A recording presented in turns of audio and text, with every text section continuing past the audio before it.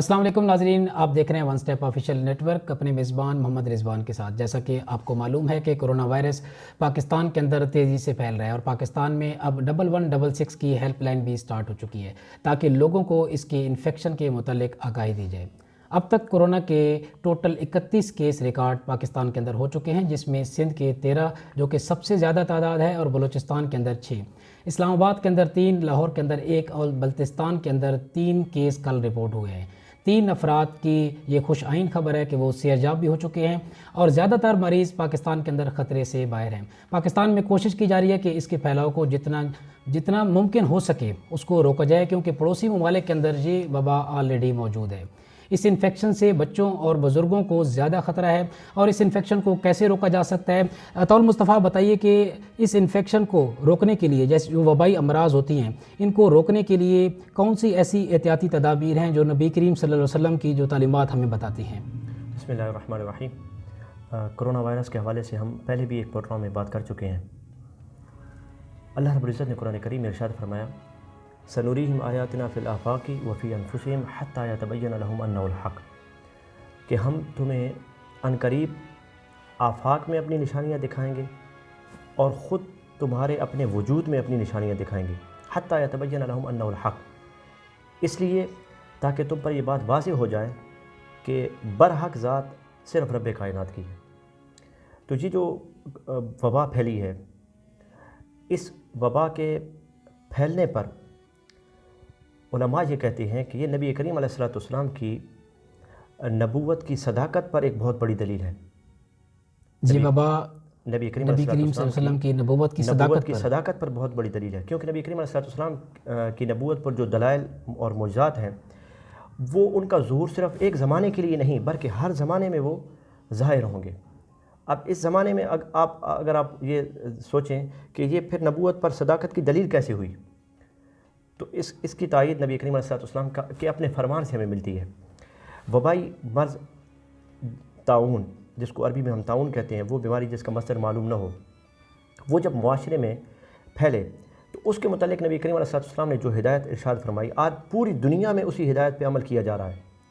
حضور نے فرمایا، اذا سمعتم بالطاعون فی ارض فلا تدخلوها، اگر تمہیں کسی علاقے کے متعلق یہ معلوم ہو کہ وہاں پر طاعون پھیل چکا، کوئی وبائی مرض وہاں پر پہنچ چکی ہے، فلا تدخلوها، تم اس میں داخل مت ہونا۔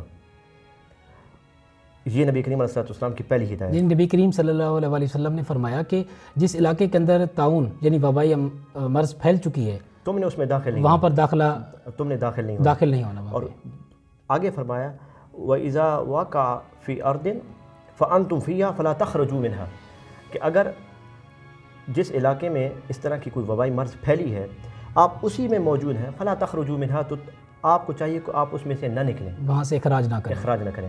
اب آپ اندازہ کیجئے کہ پوری دنیا میں ایک ملک سے دوسرے ملک کی طرف سفر، ایک شہر سے دوسرے شہر کی طرف سفر، ایک علاقے سے دوسرے علاقے کی طرف سفر، حتیٰ کہ اسکولوں کالجوں کی طرف سفر بھی وہ مفقود ہو چکا، لوگ اپنے گھروں تک محصور ہو چکے۔ اطول مصطفیٰ، دیکھا جائے تو پاکستان کے اندر یہ جو کرونا وائرس جو پاکستان کے اندر پہنچا ہے، تو اس کے اندر زیادہ جو تعداد ہے وہ ایران سے آئے ہوئے زائرین کی تعداد ہے۔ ان میں سے صرف ایک کیس جو رپورٹ کیا گیا وہ امریکہ سے خاتون ہے، وہ ٹریول کر کے آئی ہیں، باقی زیادہ تر کیس ہیں وہ ٹریول سے پاکستان کے اندر آئے ہیں۔ اور آپ اندازہ کیجیے، پوری دنیا اب اس ہدایت نبوی پر عمل کر رہی ہے، پوری دنیا۔ تو ہمیں چاہیے کہ ہم یہ لوگوں تک یہ بات پہنچائیں کہ نبی کریم علیہ السلام نے جو بات 14 صدیاں پہلے ارشاد فرمائی تھی، آج پوری دنیا اس پر عمل کر رہی ہے، کہ آپ ایک ملک سے دوسرے ملک سفر نہ کریں، آپ ایک علاقے سے دوسرے علاقے سفر نہ کریں، آپ ایک شہر سے دوسرے شہر سفر نہ کریں، حتیٰ کہ کالجوں اور سکولوں تک سفر کو مفقود اور لوگوں کو گھروں تک محصور کر دیا گیا۔ تو یہ نبی کریم علیہ السلام کے پیغام کی صداقت اور آپ کی نبوت کی صداقت پر بہت بڑی دلیل ہے۔ اور پھر دوسرا یہ پیغام بھی ہے کہ اگر کوئی اس طرح کی وبائی مرض پھوٹے تو پھر فرد کی مصلحت پر، فرد کی صحت پر معاشرے کی صحت کو ترجیح دی جائے گی۔ شخص کی، اس کو آپ تھوڑا سا ایکسپلین کریں۔ یعنی ایک طرف ایک فرد کی صحت ہے اور دوسری طرف پورے معاشرے کی صحت کا معاملہ ہے۔ ایک طرف ایک شخص کی جان کا مسئلہ ہے اور دوسری طرف پوری جماعت یا پورے ملک یا امت کی مصلحت کا مسئلہ ہے۔ تو فرد کی صحت پر یا شخص کی صحت پر گروہ کی صحت کو، معاشرے کی صحت کو ترجیح دی جائے گی۔ اس لیے فرمایا کہ جو لوگ مبتلا ہو چکے وہ ان علاقوں میں رہیں تاکہ اگر وہ دوسرے علاقوں میں جائیں گے تو وہ مرض ان علاقوں میں پھیل سکتا ہے. پھیل سکتے. تو یہ نبی کریم علیہ السلام کی نبوت کی صداقت پر بہت بڑی دلیل. اگر آپ صلی اللہ علیہ وآلہ وسلم کی اس حدیث پر عمل یہ پہلے دن ہی ہو جاتا تو آج یہ دن نہ دیکھنا پڑتا. بالکل. یہ آپ دیکھیں اب سرحدات کو بند کیا گیا. اگر اس پر پہلے ہی عمل کیا جاتا اور اس انداز سے لوگوں کو سفر سے روکا جاتا تو پھر پاکستان تک یہ وبا نہ پہنچتی. یعنی یہی سرحد پہلے اگر بند کر دی جاتی, یہی لوگ اگر جن لوگوں کو خطرہ تھا کہ وہ اس علاقے کے اندر موجود ہیں جہاں آلریڈی یہ وبا موجود ہے, تو ان لوگوں کو چاہیے تھا کہ وہ ٹریول نہ کرتے, وہ وہاں سے سفر نہ کرتے, وہاں سے سفر نہ کرتے. کیونکہ زیادہ تر جو کیس ہم الیکٹرانک میڈیا اور پرنٹ میڈیا سے جو ہمیں دیکھنے کو اور پڑھنے کو مل رہے ہیں وہ زیادہ تر کیسز ایران سے ٹرانسفر ہوئے ہیں. صحیح ہے. اب ان کو چاہیے تھا کہ وہیں پر وہ قیام کرتے.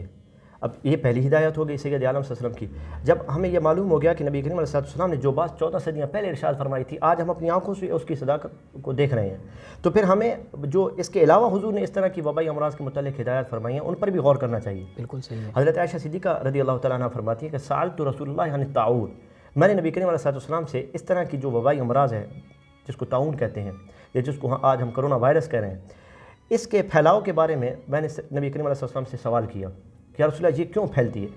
تو حضور نے فرمایا عذاب یبعثہ اللہ علی من یشاء, کہ یہ اللہ تعالیٰ کی طرف سے بھیجا جانے والا ایک عذاب ہے, وہ جس پر چاہے اس کو نازل فرما دے. اور پھر آگے فرمایا ان اللہ جعلہ رحمۃ للمؤمنین, لیکن یہی جس کو حضور نے خود فرمایا کہ یہ عذاب ہے, سید عالم نے فرمایا کہ مومنوں کے لیے اس میں رحمت ہے, اہل ایمان کے لیے, یعنی جو کافر ہیں ان کے لیے یہ عذاب ہے, ان کے لیے مومنوں کے لیے یہ رحمت ہے, ان کے لیے تذکیر ہے.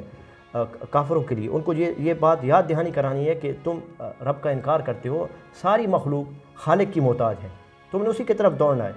اور پھر جو اہل ایمان ہے ان کے لیے رحمت ہے. حضور نے فرمایا کہ طاعون شہادت لکل مسلم, اگر طاعون کی وجہ سے کوئی مسلمان صبر کرتے ہوئے دنیا سے چلا جائے تو اس کو شہادت کا رتبہ دیا جائے گا. تو اس لیے کہا گیا کہ اگر کوئی شخص ایسے علاقے سے جہاں طاعون پھیل چکا وہاں سے وہ اگر فرار کرتا ہے تو اس کا فرار اسی طرح ہوگا جس طرح میدان جنگ سے کوئی شخص فرار کرتا ہے. تو آپ صبر کے ساتھ, آپ رجوع اللہ کے ساتھ اللہ رب العزت کی طرف رجوع کرتے ہوئے آپ اس بیماری کا مقابلہ کریں اور اللہ رب العزت سے دعا کریں. ہم بات کر رہے ہیں صرف اس پہلو کی جو وحی کے ذریعے ہمیں معلوم ہوگا. جہاں تک تعلق ہے اس کی تشخیص کا, وہ لازمی بات ہے, وہ اطباء کا کام ہے, وہ تجربات سے اس کے علاج. وہ ڈاکٹر کا کام ہے, جو اسپیشلسٹ ہیں, جو ڈاکٹر ہیں, ان کا کام یہ بنتا ہے کہ وہ اس کی تشخیص کریں, اس کو ڈائگنوز کریں. ہم صرف وہ بات کریں گے جس کا تعلق وحی سے ہے. وحی سے. تو دونوں باتیں سید عالم, یہ نبی کریم علیہ السلام کی نبوت کی صداقت پر دلیل ہے.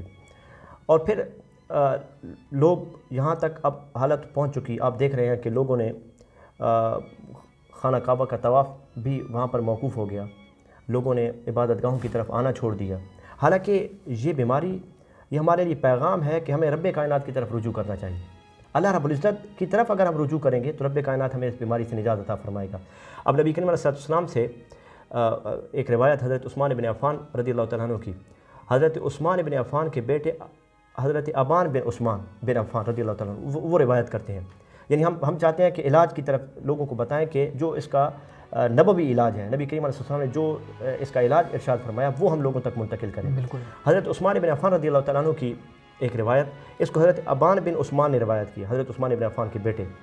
وہ فرماتے ہیں, انہوں نے ایک مجلس میں فرمایا کہ حضور نے ارشاد فرمایا کہ جو شخص ہر روز صبح کے وقت اور ہر روز شام کے وقت یہ تلاوت کرے, بسم اللہ لا یضر مع اسمہ شیء فی الارض ولا فی السماء وهو السمیع العلیم. بسم اللہ لا یضر مع اسمہ شیء فی الارض ولا فی السماء وهو السمیع العلیم. یہ 3 مرتبہ کوئی شخص صبح کے وقت پڑھے اور 3 مرتبہ شام کے وقت پڑھے تو اس دن اس کو کوئی بیماری نہیں لگ سکتی. سبحان اللہ. یہ حدیث مبارک ہے. اب حضرت ابان بن عثمان حضرت عثمان بن عفان کے بیٹے تھے, انہوں نے جب یہ روایت بیان کی تو جو سننے والے تھے ان میں سے ایک راوی کہنے لگے کہ آپ یہ فرما رہے ہیں کہ جو شخص صبح اور شام 3 مرتبہ یہ پڑھے وہ بیماری اس کو نہیں لگے گی, تو آپ تو خود اس وقت فالج میں موجود, آپ کو آدھا مہینہ ہو گیا, آپ تو فالج کا شکار ہیں, تو آپ کو کیوں فالج ہو گیا؟ تو حضرت ابان بن عثمان نے فرمایا کہ جس دن میں بسم اللہ لا یضر مع اسمہ شیء فی الارض ولا فی السماء یہ صبح و شام پڑھنا بھول گیا, اس دن مجھے فالج کا مجھ پر حملہ ہوا اور میں بیمار ہو گیا. اگر میں اس دن یہ پڑھنا نہ بھولتا تو مجھے یقین تھا کہ مجھے کوئی بیماری نہ لگتی. تو اگر ہم چاہتے ہیں کہ رب کائنات ہمیں اس بیماری سے نجات عطا فرمائے تو یہ وظیفہ پہلے بھی ہم ایک بات کر چکے ہیں، لا الہ الا انت سبحانک انی کنت من الظالمین، کیونکہ حضرت یونس علیہ السلام کی قوم کو عذاب سے نجات اسی کے ورد اور وظیفے کی وجہ سے ملی تھی۔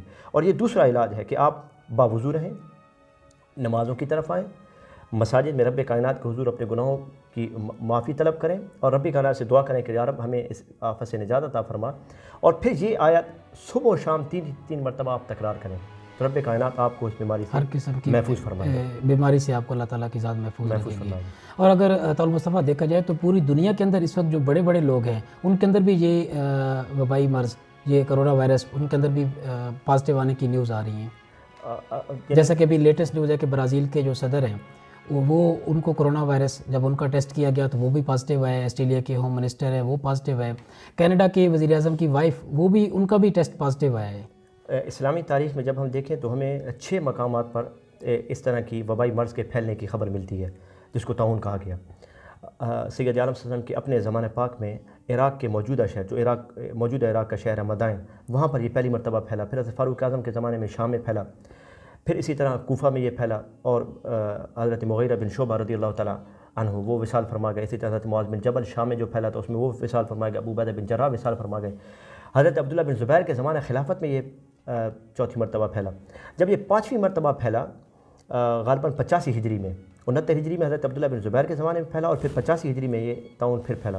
تو جو 5ویں مرتبہ طاعون پھیلا تھا اس کو طاعون الاشراف کہا گیا تاریخ اسلامی میں، کہ ایک ایسا مرض، یعنی ایسی وبائی مرض جس کی وجہ سے بڑے بڑے رؤساء اور وزراء اس دنیا سے چلے گئے، اس کو طاعون الاشراف کہا گیا 5ویں مرتبہ۔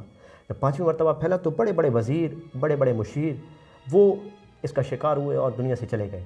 تو ہم یہ کہہ سکتے ہیں کہ ہمارے زمانے میں یہ جو کرونا وائرس ہے موجودہ، یہ بھی شاید طاعون الاشراف کی کوئی قسم ہے، جس طرح آپ کہہ رہے ہیں کہ برازیل صدر کو، وزیر اعظم کو، بالکل برازیل کے جو صدر ہیں ان کا ٹیسٹ پازیٹیو آیا ہے۔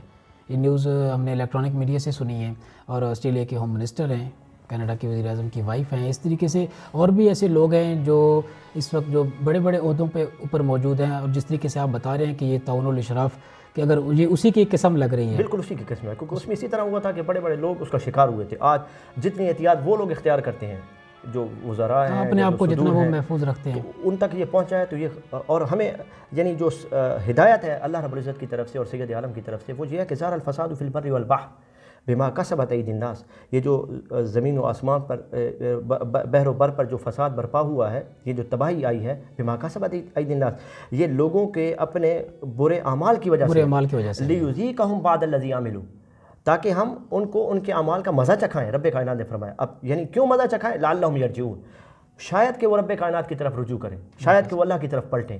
تو ضرورت یہ ہے کہ اس وبائی مرض سے اگر ہم نجات چاہتے ہیں تو ہمیں چاہیے کہ ہم اللہ رب العزت کی طرف رجوع کریں، خدا کی طرف۔ لیکن ہم یہ سوچ رہے ہیں کہ نماز فرض مسجد میں پڑھیں اور سنتیں گھر میں پڑھیں، یہ سوچنے کے بجائے ہمیں اللہ رب العزت کی طرف رجوع کرنا چاہیے، چاہے گھر بیٹھ کر رب کائنات کو یاد کریں، چاہے رب کائنات کے گھر میں آ کر یاد کریں، رب کی طرف رجوع کرنا چاہیے۔ بالکل صحیح، اور رب کی طرف رجوع کریں گے تو رب کائنات ہمیں اس آفت سے نجات عطا فرما دے گا۔ بالکل ضرور، انشاءاللہ۔ طاعون مصطفیٰ بہت شکریہ۔